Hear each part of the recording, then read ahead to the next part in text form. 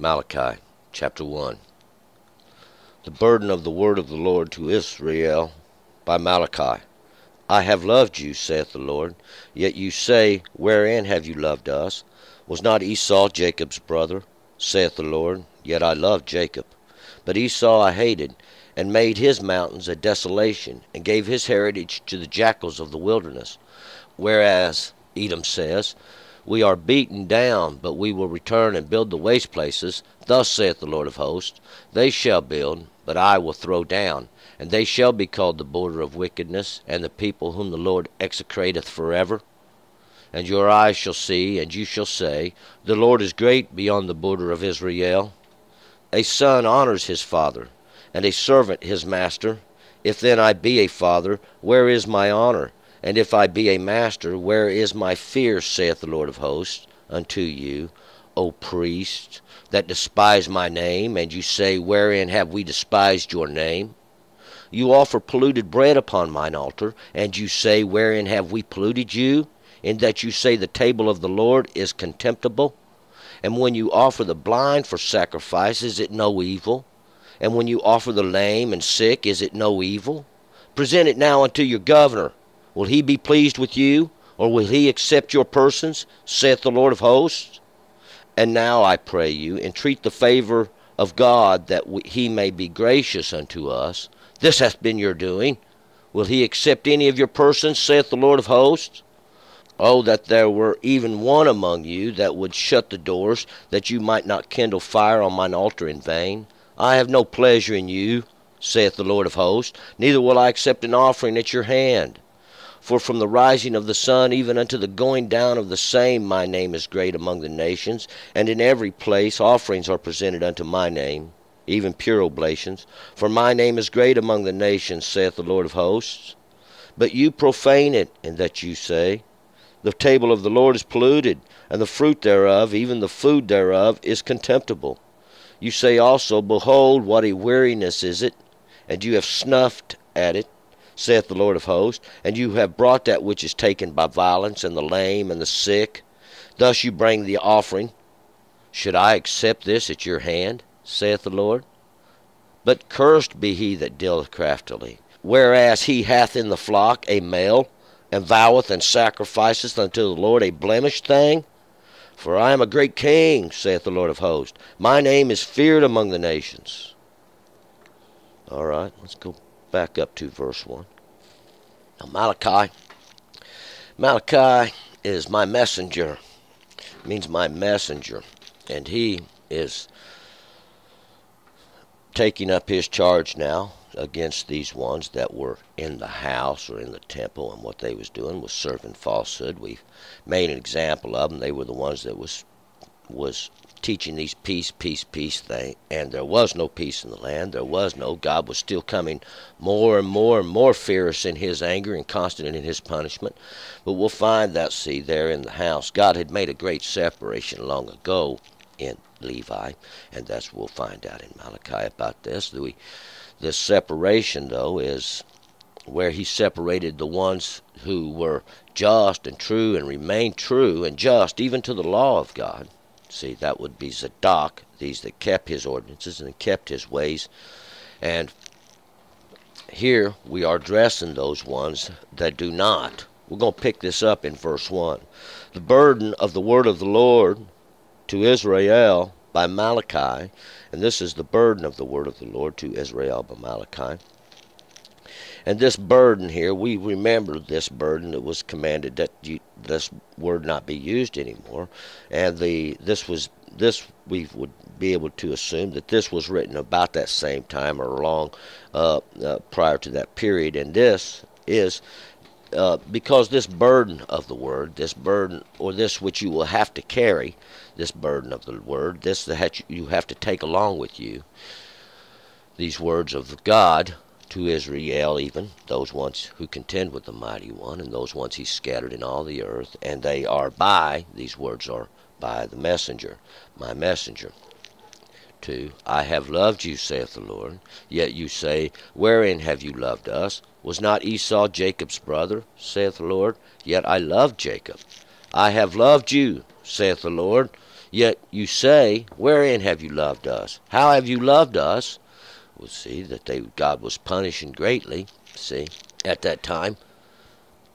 And God says, was not Esau Jacob's brother? And if we went back, Esau means hair or haired in a sense to take up this hair or to use this. And we'll find out this is going to refer back to a longer story that comes from this garment, this one who had actually taken the garment. And this was Jacob's brother, saith the Lord. God had divided in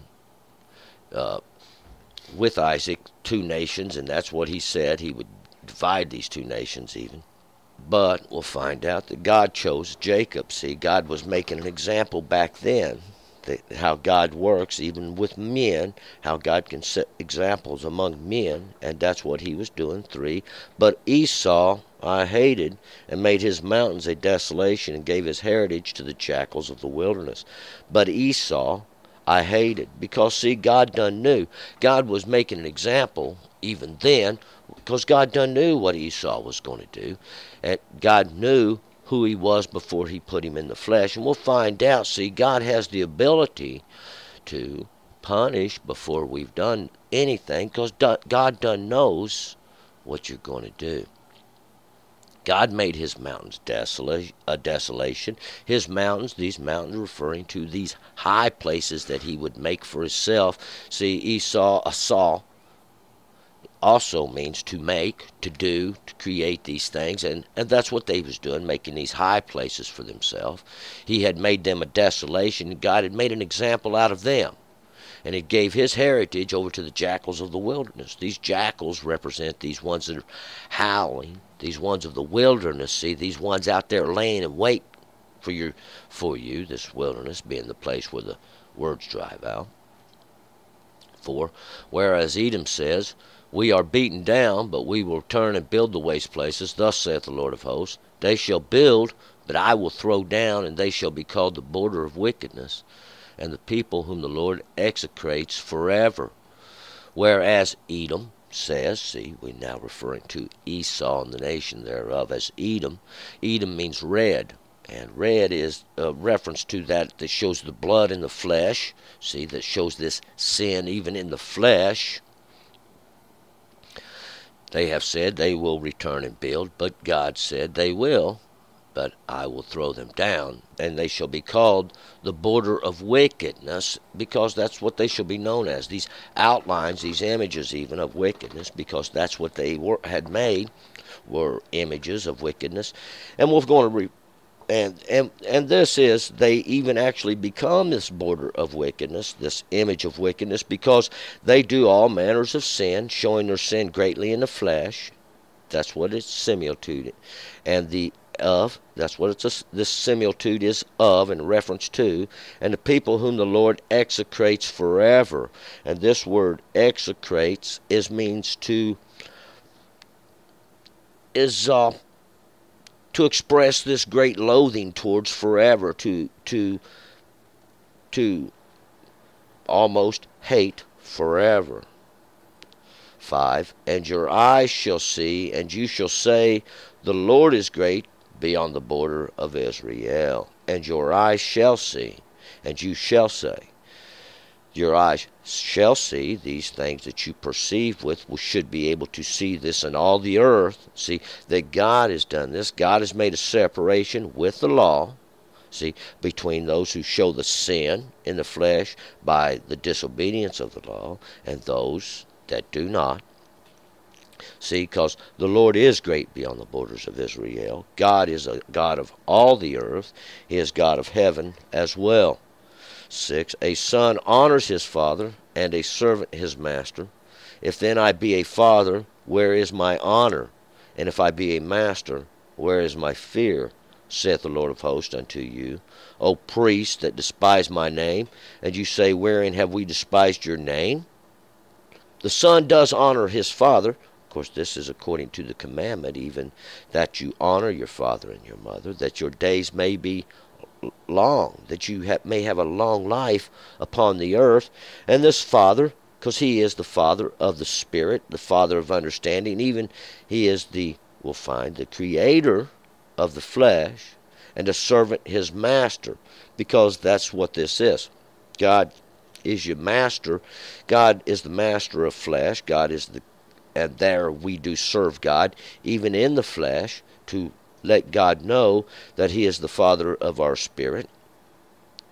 And God says, if I be your Father, where is my honor?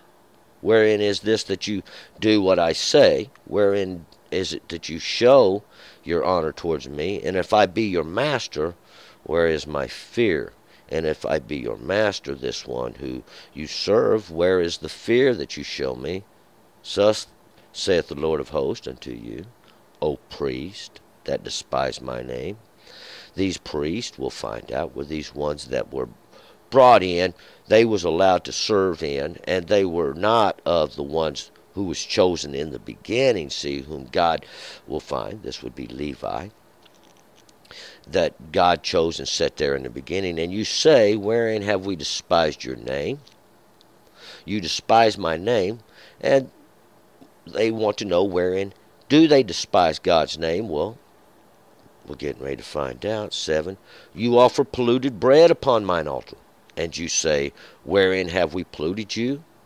In that you say, the table of the Lord is contemptible. This table of the Lord, this that God has spread out before you, these understandings that God has given, this contemptible is basa, and this means to just be thought worthless. To be thought worthless. You have offered polluted bread upon mine altar. And this polluted bread, this substance which feeds not only flesh but spirit, this understanding, and we'll find out it's the law of God. And this worthless polluted bread that you have all offered, see, that you have given to the people, we'll find that you have fed the people. This is how the table has been contempted. See, they have polluted it. They have polluted the understandings. See, not teaching the law, not giving any understanding to the law. We'll find out. 8. And when you offer the blind for sacrifice, is it no evil? And when you offer lame and sick, is it no evil? Present it now unto your governor. Will he be pleased with you, or will he accept your person, saith the Lord of hosts? And when you offer the blind for a sacrifice, and we'll find out, that's what was going on. See, they was bringing that which was blind, crippled, whatever it was. See, and this was a representation. This is a similitude even of what goes on today, how they bring those before the Lord and they present those to God, and they have no understanding of the law. They have no insight, no perceptions, no hearing, blind and deaf, lame, crippled, showing their sin in the flesh, see, and sick, showing that God is punishing them, and they still bring them. Because, see, this is because no one has understanding. No one can teach knowledge if God has taken it away. And they offer these sick, and they offer the blind up before the Lord, having no understanding of God and how God works, even in judgment, how God works even in judgment against those that do not observe his ordinances, his statutes, his laws that he give you for your own good. 9, and now I pray you, entreat the favor of God that he may be gracious unto us. This has been your doing. Will he accept any of your persons, saith the Lord of hosts? And now I pray you, entreat the favor of God that he may be gracious unto us. See, go before God now and say, hey, be gracious unto us, because this has been your doing. This has been the doing of those who have perverted the understanding of God. They've taken everything that belongs to God and tried to pass it off on something else. See, this has been your doing. There has been no understanding of the law being taught. It's for gain and for your own good. And you'll be found out through degradation of society, because your deeds are made known. They have been manifested into the earth. Will he accept any of your persons, saith the Lord of hosts? You think God's going to accept now what you have offered unto him? having no understanding, having no respect for God and his law and his ordinances he give. 10. Oh, that they were even one among you that would shut the doors, that he might not kindle fire on mine altar in vain. I have no pleasure in you, saith the Lord of hosts, neither will I accept an offering at your hand. Oh, that there were even just one among you that would shut the doors, that would close up these places that go in and out, that he might not kindle a fire on mine altar in vain, that he might not bring judgments, this fire even, under the altar. That's what that represents, that consuming fire that's under God's altar, that place where they slay. I have no pleasure in you, saith the Lord of hosts, neither will I accept an offering at your hand at your works, because we'll find out they had no understanding. God had taken that away a long time ago.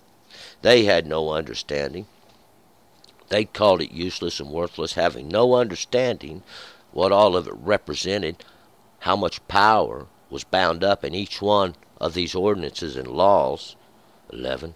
For from the rising of the sun even unto the going down of the same my name is great among the nations. And every place offerings are presented unto my name, even pure oblations,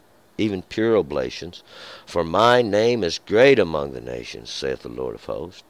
From the rising of the sun even to the going down of the same my name is great among the nations. From the coming up of understanding, even to the going down of it, God's name has been made great among the nations. See, God has done that, though. God has made himself known unto all the earth, and every place offerings are presented unto my name.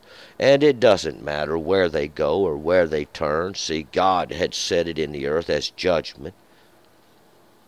Even these pure oblations, these offerings of understanding, even we'll find out in the innocence of the people. For my name is great among the nations, saith the Lord of hosts. And God had done it, and God had said judgment. We're going to find out who this judgment is against in the end. He makes them known. 12. But you profane it, and that you say, the table of the Lord is polluted, and the fruit thereof, even the food thereof, is contemptible. It's worthless. Because you profane it, and that you say the table of the Lord is polluted. In that you say this that the Lord has presented there's no goodness in it. There's nothing good that come from it, see. That the fruit, that which it bears, is no good. Even the food thereof. That which nourishes the soul, that which nourishes the body as well. That the law of God is no good. It can't do any good. 13. You say also, behold, what a weariness is it. And you have snuffed at it, saith the Lord of hosts. And you have brought that which was taken by violence, and the lame and the sick. Thus you bring the offering. Should I accept this at your hand, saith the Lord? You say, behold, what a weariness is it. What a weariness is it. Well, we'll find out when society teaches you to go astray, when society teaches you to go away from the understanding of the law that God gave you for your own good in the beginning. God gave you that. And what have they gave you? See, see, God gave you that for your own good. That's something you can take with you. That's something you can use right there. But what have they gave you? Nothing. There's nothing good they gave you, and you have snuffed at it. That's what they have done, thinking the law of God is no good, has no effect. And you have brought that which was taken by violence, and the lame and the sick, and once again presented these unacceptable things before the Lord, these that have no understanding, these that are sick in their sin, the lame, made lame, see, by sin. See, that's your ability to go without limping in life, because you go forth limping, always limping on that sin where you're wounded in.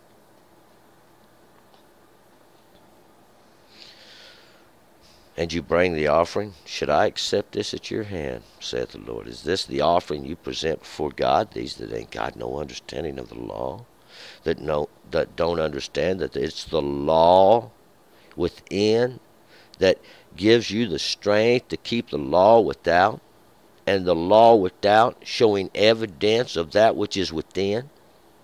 And this is what fights against this society and the way it is. See, these are the words that turn. These are the words that accomplish. See, the will of God, the law. 14. But cursed be he that dealeth craftily, whereas he hath in his flock a male, and voweth and sacrificeth unto the Lord a blemished thing. For I am a great king, saith the Lord of hosts, and my name is feared among the nations. Cursed is he that dealeth craftily. Cursed is he that dealeth craftily, foolishly. That's what he is. Cursed, this fool, this one who deals, and we'll find out, has one in his flock and brings forth that which is blemished, has one of understanding, but presents that before the Lord, see, that which is blemished, because they have no understanding, and there's no understanding in them. God has made an example of them from the beginning. God doesn't accept blemished things, see, and that's what God wants you to do, is turn, see, turn unto God, turn unto God's understanding, turn unto the law that God gave you for your own good in the beginning, see, and you will know what understanding is, because he is a great king. He is the Lord of hosts, and his name is feared among all the nations of the earth. So turn and return. Let's go on to chapter 2.